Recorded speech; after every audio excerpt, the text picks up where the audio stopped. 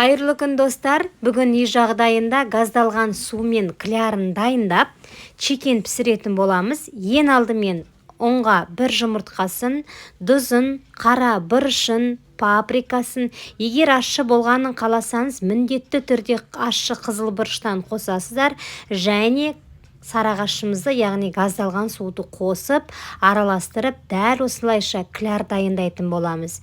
Тура осы рецептпен жасасаңыздар, бұл чекені болатыны сөзсіз, сондықтан жасаңыздар.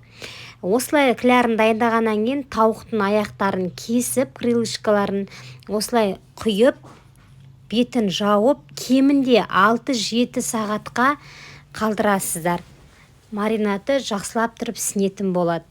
Одан кейін ұнға тұз, қара бұрыш, паприка, ащы болғанын қаласаңыз, қызыл бұрышты сеуіп, қосып, ұнымызды жақсылап тұрып араластырасыздар. Қызып тұрған майға, жаңағы клярда тұрған тауығымызды аунатып, дәл видеодағыдай кемінде 7-8 минуттай екі жақ бетін баяу отта пісіріп аламыз.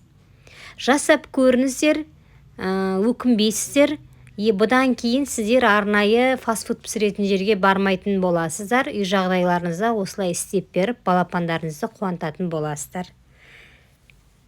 Мінекей дайын болды. Дәмі өте ерекше, керемет. Сіздермен бірге болған Әлден Гаухар. Каналыма тіркелуді, YouTube каналыма лүпіл басуды, пікір қалдыруды ұмытпаңыздар. Енді дәмі деген керемет. Түрінен ақ білуге болады, дәмінің қандай екені.